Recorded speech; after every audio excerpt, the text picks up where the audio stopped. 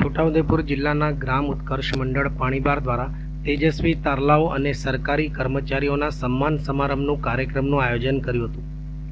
ગ્રામ ઉત્કર્ષ મંડળ પાણીબાર દ્વારા દર વર્ષની ભવ્ય પરંપરાને બરકરાર રાખતા આ વર્ષે પણ સતત 9મા વર્ષે ગામમાં શિક્ષણ, પ્રોત્સાહન અને સેવાનો ત્રિવેણી સંગમ સમાન એક ભવ્ય અને યાદગાર કાર્યક્રમ ગામના વડીલ અને સેવાનિવૃત્ત વિસ્તરણ અધિકારી રામસિંહભાઈ રાઠવાના અધ્યક્ષતામાં યોજાયો હતો.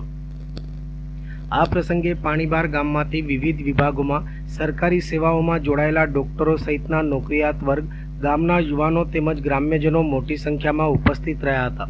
પાણીબાર પ્રાથમિક શાળામાં અભ્યાસ કરતા તમામ વિદ્યાર્થીઓને તેમના આખા વર્ષની જરૂરિયાત મુજબ ધોરણ પ્રમાણે જરૂરી સ્ટેશનરી તથા શૈક્ષણિક કીટનું વિતરણ કરવામાં આવ્યું હતું.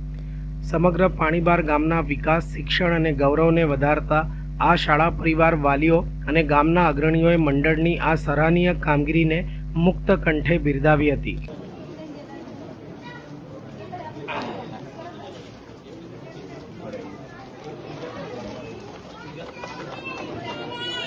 પાણીબાર ગ્રામ ઉત્કર્ષ મંડળ પાણીબાર દ્વારા અમારા પાણીબાર ગામની પ્રાથમિક શાળામાં અભ્યાસ કરતા 120થી વધુ વિદ્યાર્થીઓ માટે શૈક્ષણિક કીટ કે જે પૂરા વર્ષની જરૂરિયાત મુજબ ધોરણ પ્રમાણે તૈયાર કરીને આપવા માટેનો કાર્યક્રમ આયોજિત કરવામાં આવ્યો હતો. અમારા ગામમાંથી નોકરી ધંધાર્થે રહેતા જે નોકરિયાત વર્ગ જે છે એમના દ્વારા અમે દર વર્ષે આ કાર્યક્રમ આયોજિત કરીએ છીએ.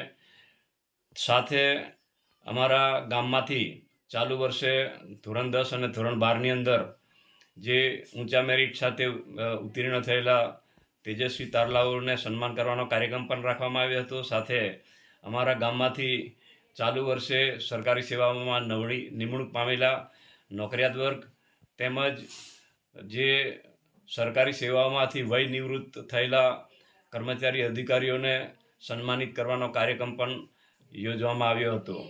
વાલસિંહભાઈ રાઠવા, ગ્રામ ઉત્કર્ષ મંડળ પાણીબાર.